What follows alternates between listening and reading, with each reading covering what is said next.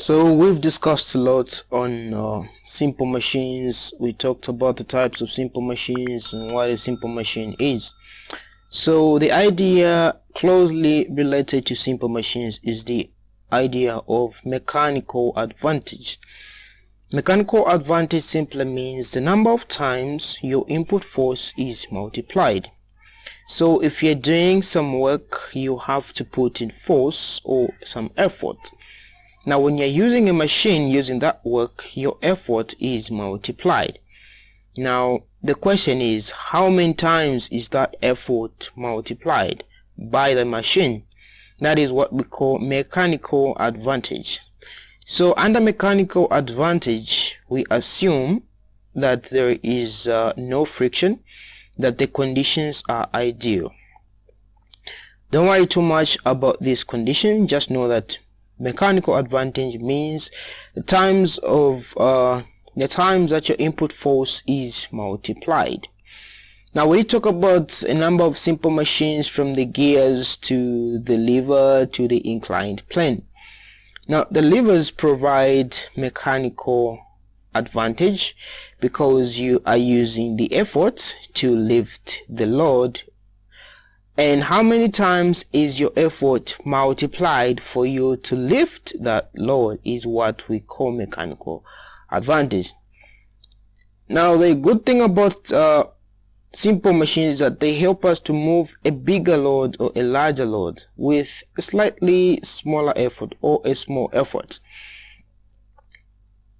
Now you have to note that what we're talking about when you say effort and load, these are just forces, okay? So when you're pushing something, you are applying an effort, and that effort, simply put it, is a force, okay? And what you get, the result you want it to move, that is also a force. So the two things, load and effort, are forces. So from this we can calculate mechanical advantage simply as a ratio of the load divided by effort. To remember it, you can simply put it mechanical advantage LE, or MEL. To say mechanical advantage is equals to the load divided by the effort. So you look at how much load you have in terms of newtons, divide by how much effort you've applied in terms of newtons. What you come up with is a ratio or a number.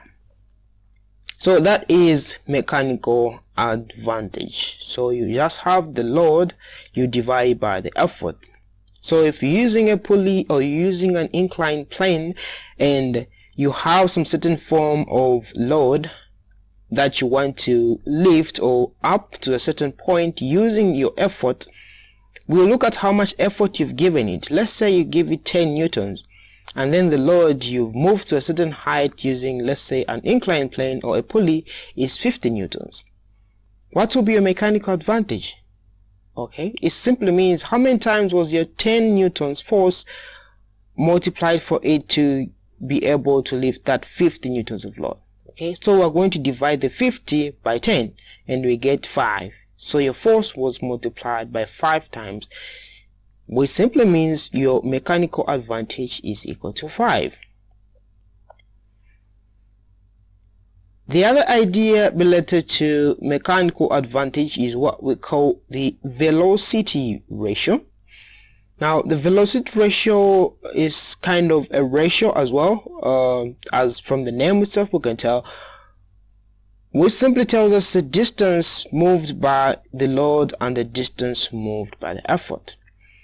So another way is for us to find these two things, the distance moved by your effort and the distance moved by the load. Instead of us talking about the forces, comparing the two forces, the load force and the effort force, we can compare the distance of the load and the distance of the effort. So moving a larger load with a smaller effort, we can calculate the velocity ratio of that. So the idea is that to make the effort smaller, you have to move a greater distance. Okay, so if you have a bottle opener, if you have experienced this and you want to open the top of a bottle, let's say it's Coca-Cola. If you use a short opener, you have to apply more force, but if it's a long opener, you have to apply less force. So the idea is to make the effort smaller, you have to move a greater distance. So velocity ratio is calculated by the equation that velocity ratio is equals to the distance moved by your effort, let's say your arm trying to open that bottle of Coca-Cola using a bottle opener, divided by the distance moved by the load. Okay, how much did you move the load by your effort? So velocity ratio simply means the distance moved by the effort divided by the distance moved by the load.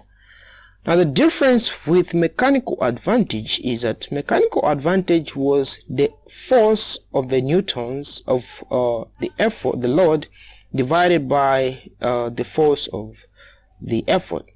But with velocity ratio they kind of swap.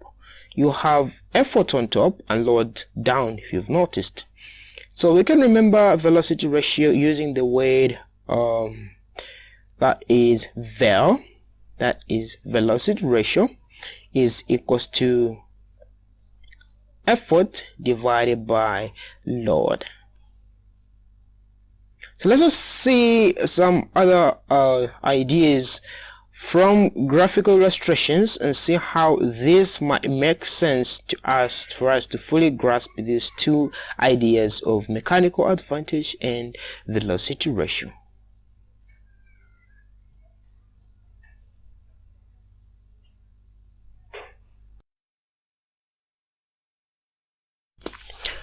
Alright, so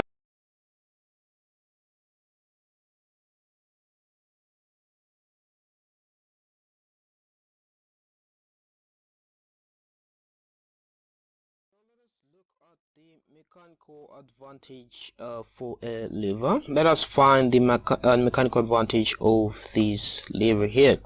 So I think the lever is used to push up a load which is basically bigger or larger than the effort we're putting into. So the idea here is for us to find the mechanical advantage. Let's say you put in some force here to lift this load up. The idea of using this lever is for you to use a smaller force to lift a bigger force here. How do you do that? This is going to help you to multiply your force.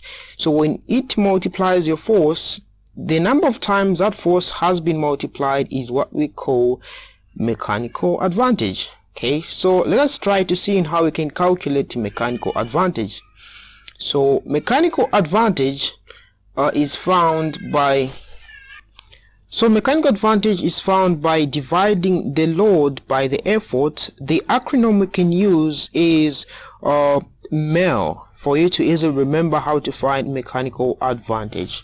So we can use the acronym MEL, that is M A L and E. So we can use these for us to remember the formula for us to find the mechanical advantage. MEL, which is L standing for load, E for effort, and MA standing for mechanical advantage, for us to easily remember the formula. So mechanical advantage is equals to the load divided by the effort. So let's have an idea whereby you have 10 Newton force here. You have a 10 Newton force, and then you are lifting something which is 60 newtons, as a weight of 60 newtons. What is your mechanical advantage here? Well, it will be 60 newtons divided by 10, which is going to give you 60 divided by 10. Let's try to get my calculator. I don't know, we'll just do it mentally, which is 60 divided by 10. Of course, we all know it's 6 newtons. 6, right? So mechanical advantage has got no units because it's a ratio, so it should just be 6. Okay, so the mechanical advantage will be 6. When you divide 60 into 60 by 10, you are going to get 6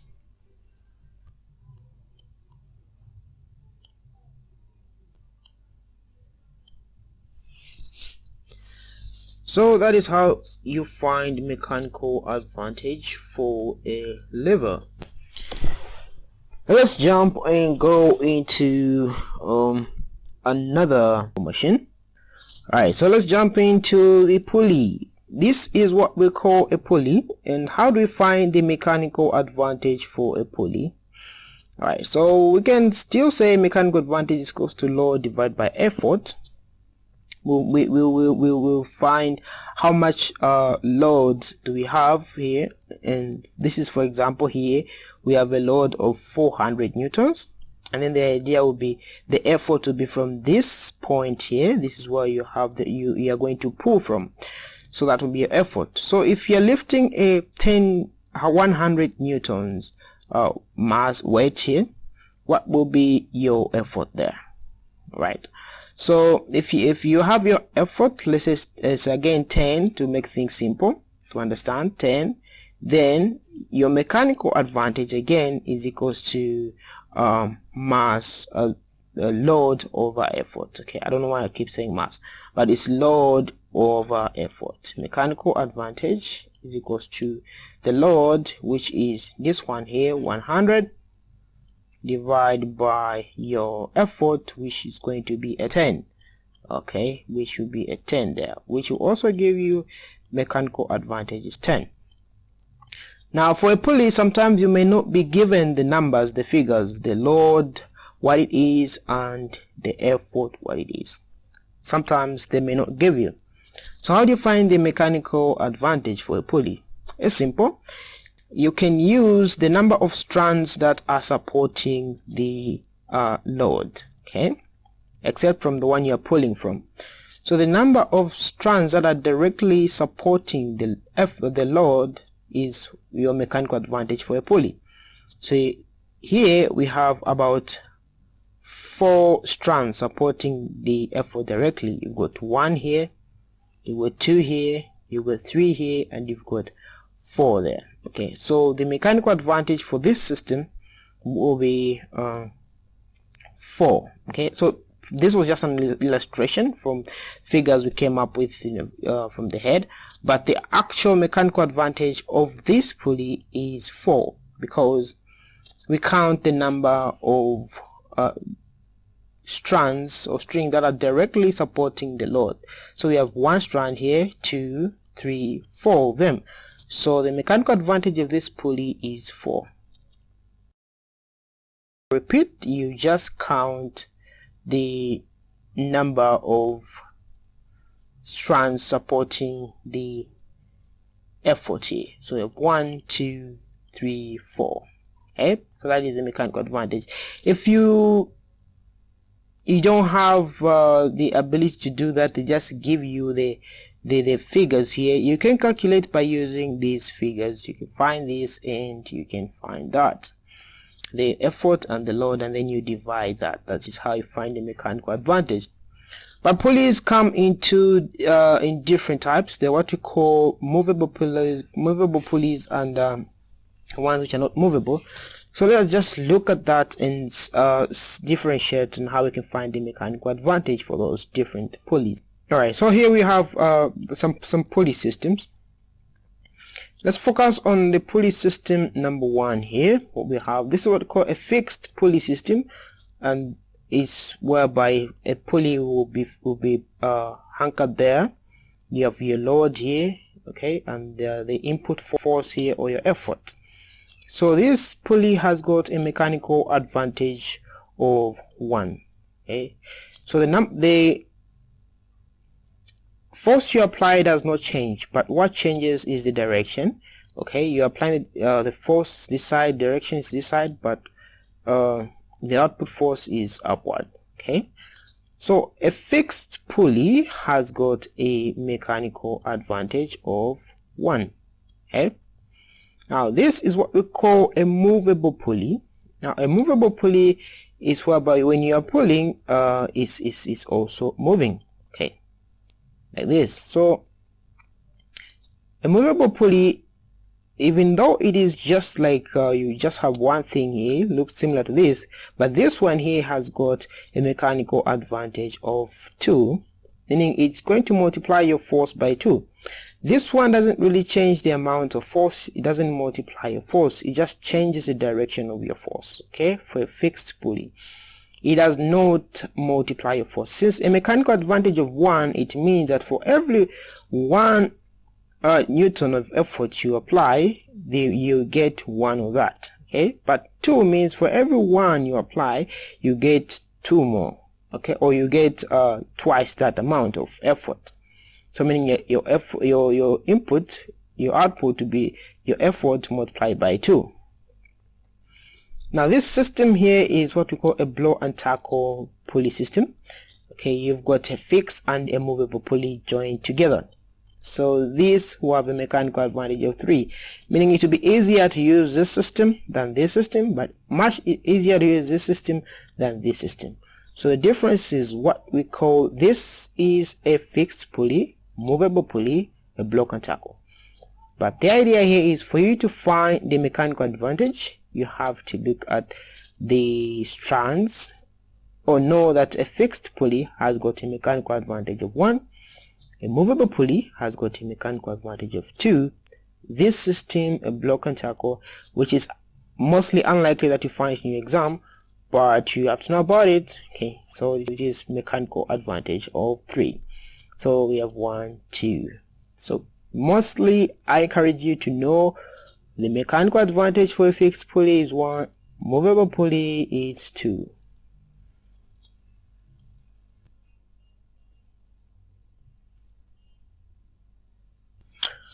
Alright, so let me quickly talk about the velocity ratio. So we've talked a lot about the mechanical advantage and the velocity and on different simple machines. Now the velocity ratio is just the distance moved by the effort, okay, divided by the distance moved by the load, okay. So with the velocity ratio, we are not looking at the forces, we're just looking at the distance now. So the distance moved by the effort divided by the distance moved by the load. So let's just illustrate it here. If you have your effort moving, you push down up to this point. Let's say you've moved 3 centimeters or 3 meters. You've pushed for 3 meters down here. No, that is way too much. Anyway, just 3 meters down, and then your effort might just go up maybe by 1 meter, okay. It might just be 1 meter there, 1 meter. So it means that your velocity ratio is equals to the distance moved by your load, which is 1 over the distance moved by your effort, which is 3 meters. When you divide this, you're going to find that is you have 1 over 3 as your velocity ratio. Okay, so it is the same thing with the incline plane. Let's just remove some of these things.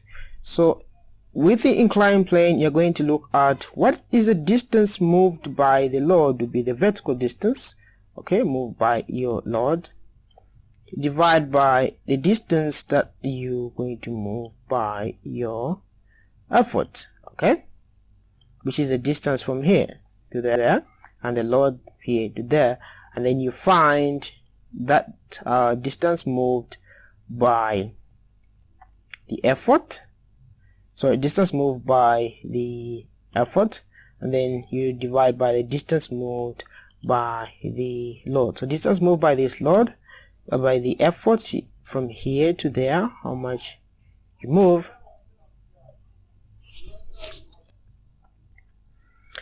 So the velocity ratio will be the distance moved by velocity ratio is equals to the distance moved by the effort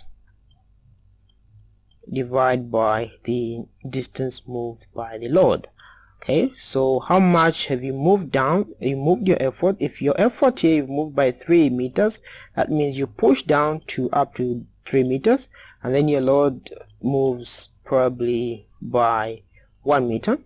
Then your velocity ratio will be your effort, which is 3, divided by how much your load moved, that is 1. So you have your velocity ratio as Okay, so that is 3 to 1, or just 3 there.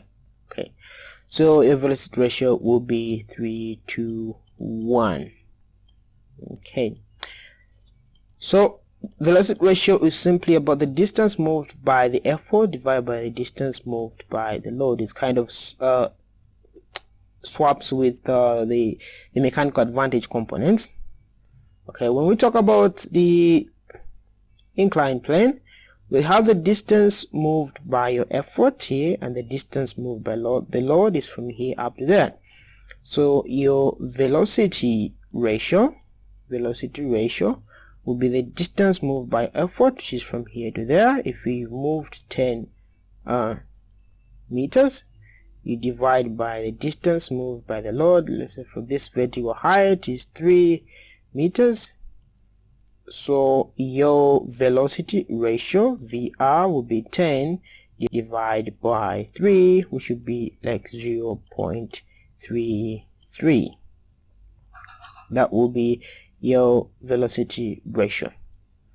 So it will be 3.33, not 0.33. So it will be 3.33. That is 3.33. That will be your velocity ratio. So that is how you find velocity ratio. You look at the distance moved by the load divided by the distance moved by the effort. The same thing applies when you're talking about pulleys. You look at the distance moved by this. Let's say here we have a height of 10 centimeters. Okay, the load has moved by the height of 10 centimeters. And then you look by your effort has moved by this much. Okay, so we are going to find the distance moved by our load and the distance moved by our effort. So our velocity ratio, which is you can use the vel, will be the distance moved by the effort. If this was 20 centimeters, we move by 20 centimeters. We divide by the distance moved by our load, which is 10 centimeters. It will be 10 centimeters there, and then this will give us 2 to 1 or 10. That will be our velocity ratio. Oh, 2 to 1 or just 2. I don't know why I'm saying 10. 2 to 1, 2 or 2 over 1. Okay, so that will be our velocity ratio. So you just look at the distance moved by your load divided by the distance moved by the effort. Again, you can use I just make up this word vel. I don't know, velocity ratio to mean effort divided by load. Distance moved by effort divided by load. If you want, you can say varial, but I just put val there to make the difference, to make it sound memorable. So that is how we find the velocity ratio, the mechanical advantage for a pulley, gear, an inclined plane. And next, we're just going to look at some illustration and see how this really works. Alright, so let us just run through some illustration on the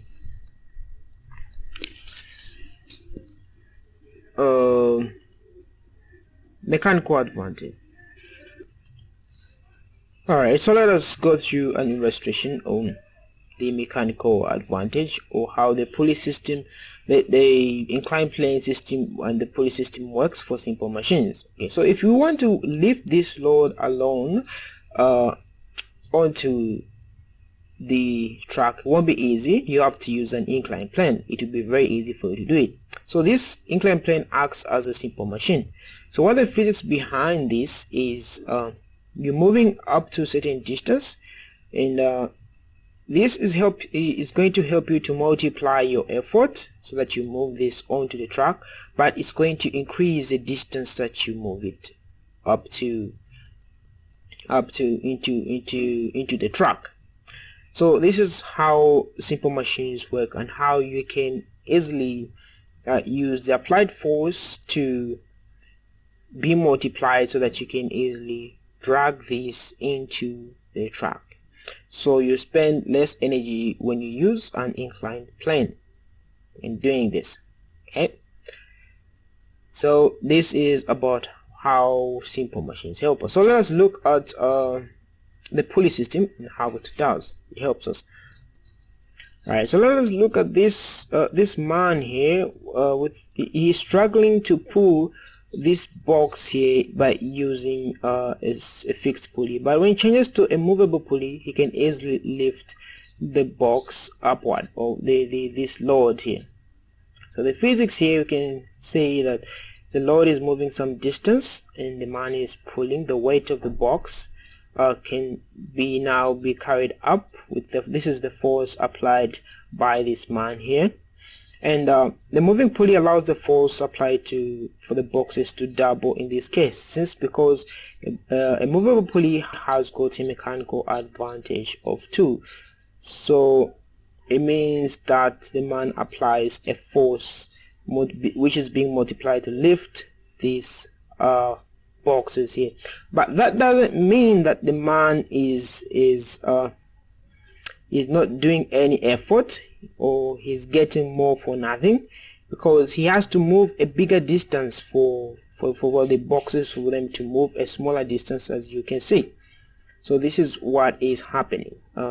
So this is the physics behind this, the pulley system.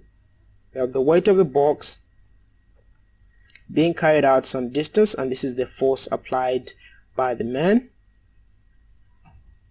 The moving pulley allows the force applied the boxes to double in this case. So like he pulls and then the force here doubles, but doesn't mean he's getting something for nothing, because he has to pay in form of the distance he has to pull, meaning he has to pull a larger distance, but the box will only move a slightly smaller distance.